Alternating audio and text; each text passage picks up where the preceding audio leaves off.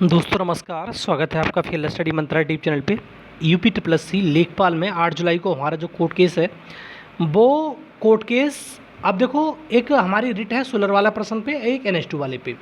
तो वो जो रिट है वो डायरेक्शन मैटर में नहीं दिखा रहा है, और बाद बाकी जो हमारा मेन केस है वो हमारा डायरेक्शन मैटर में ही है। ध्यान रखना, जो हमारी आपको मालूम है MA लगी हुई है 566, ठीक है, वो डायरेक्शन मैटर में ही है, लेकिन जो हमारा और जो अटैच्ड है उसे टैग्ड मैटर है वो तुम्हारे डायरेक्शन में नहीं है। लेकिन जब उसकी सुनवाई होती है तो जैसा आप यही कहते हैं कि जो बाद बाकी जो टैग मैटर हैं उनके वो पास भी तुरंत सुनवाई होती है, उनको बाद में नहीं जाया जाता है। ऐसा नहीं है कि आप सुनवाई हो गई उसकी 566 की बाद में होगी उन मतलब SLP की, ऐसा नहीं होता है।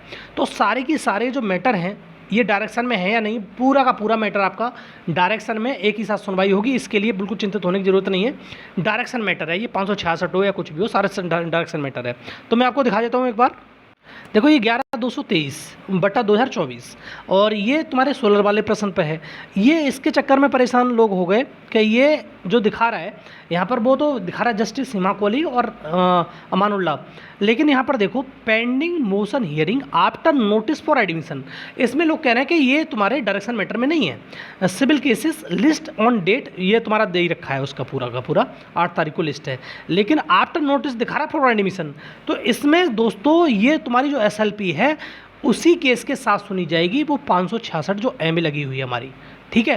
तो वो सारा का सारा डायरेक्शन मैटर में रहेगा। तो इसके चक्कर में आप कन्फ्यूजन होने की ज़रूरत नहीं है कि बहुत तक कन्फ्यूज़ हो रहे हैं कि और लोग कॉल कर रहे हैं मेरे को कि ऐसे हो गया इस प्रकार से।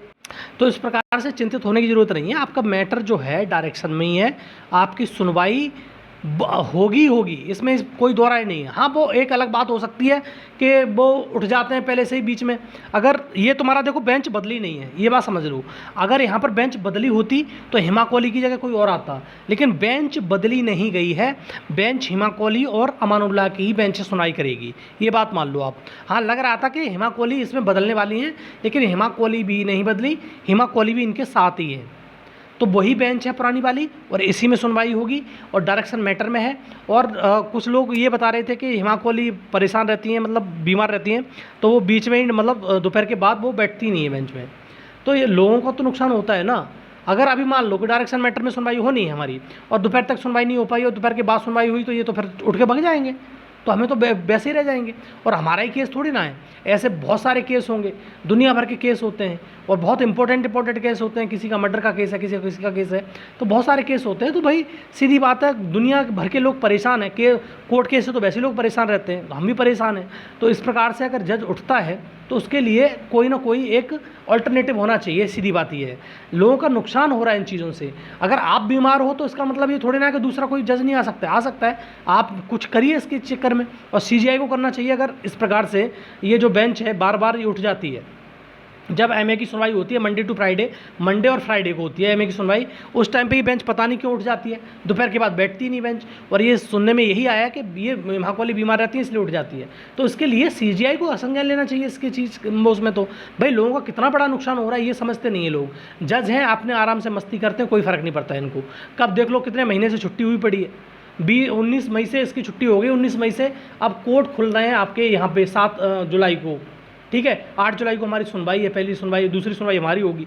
तो लगा लो साहब कितने दिन की छुट्टियां मार ली इन लोगों ने, फिर भी ये लोग अपनी तरीके से काम चलाते हैं। जुडिशरी का इतना बुरा हाल है भाई साहब पूरे देश में, इसका कोई जवाब नहीं। जुडिशरी का कोई मतलब नहीं, अंकुश नहीं है। वो चीज़ कानून बनाता है, केंद्र सरकार वहाँ से पलट देती है। तो इसके लिए कोई ना कोई प्रावधान होना चाहिए। भाई ठीक है, जुडिशरी एक सेपरेट बॉडी है, वो ठीक है, लेकिन जुडिशरी पर जो CGI वगैरह हैं उनका तो अंकुश होना चाहिए कि आप इस प्रकार से कैसे कर रहे हैं, कितना लोगों का नुकसान हो रहा है। एक एक डेट के लगाओ कितने कितने लाख रुपए देते हैं लोग, और हमारे केस में देख लो कितना लाख रुपए हमारा चला जा चुका है। लेखपालों का जो बेरोजगार बैठे पड़े हैं, रोजगार में आके बेरोजगार बैठे पड़े हैं, और फिर रुपये कलेक्ट करके इतना रुपया दे रहे हैं इन लोगों के लिए। बाद बाकी ये लोग समझते ही हैं। अगर 8 अप्रैल को सुनवाई हो गई होती, अगर SGI आ गए होते वहाँ पे, तो सारा केस मामला ही खत्म हो गया होता। लेकिन उस दिन पास ओवर हो गया, फिर 29 जुलाई को अमानुल्लाह का मूड बदल गया, तो फिर उसने डेट यहाँ पर दे दी। तो ये बहुत सारी चीज़ फैक्टर होते हैं, किस दिन कैसा मूड है जज का, क्या नहीं है। लेकिन किस दिन वकील नहीं आता, किसी दिन जज नहीं बैठता, यही चल रहा है। और यही चलता है जुडिशरी में। हाँ, यहीं पर नहीं कि यहीं पर चल रहा है, चाहे तुम्हारा सेशन कोर्ट हो, चाहे तुम्हारा हाई कोर्ट हो, चाहे सुप्रीम कोर्ट हो, हर जगह ही चलता है। जज साहब का मूड है, साहब नहीं आए तो नहीं आए, आए तो आए, कोई मतलब नहीं। तो आप सब सारी चीज़ समझनी पड़ेंगी और ज़्यादा दुखी होने की ज़रूरत नहीं है। एकदम चिल करिए और आपको 8 जुलाई को अच्छा पॉजिटिव रेस्पॉन्स देखने को मिलेगा और ये आपकी जो स्टे है वो हटेगी, ये हमारा विश्वास है और सारी चीज़ हमारे फेवर में होंगी, ये बात समझ लीजिए आप। और ज़्यादा चिंता करने की ज़रूरत नहीं है, आपका डायरेक्शन मैटर में सुनवाई होगी। दोपहर से पहले हो जानी चाहिए सुनवाई, सबसे बड़ी अच्छी बात होगी। ठीक है दोस्तों, तो इन शब्दों के साथ हम वीडियो को विराम देते हैं और इन्फॉर्मेशन अच्छी लगती है तो लाइक शेयर कर दिया करो। धन्यवाद दोस्तों।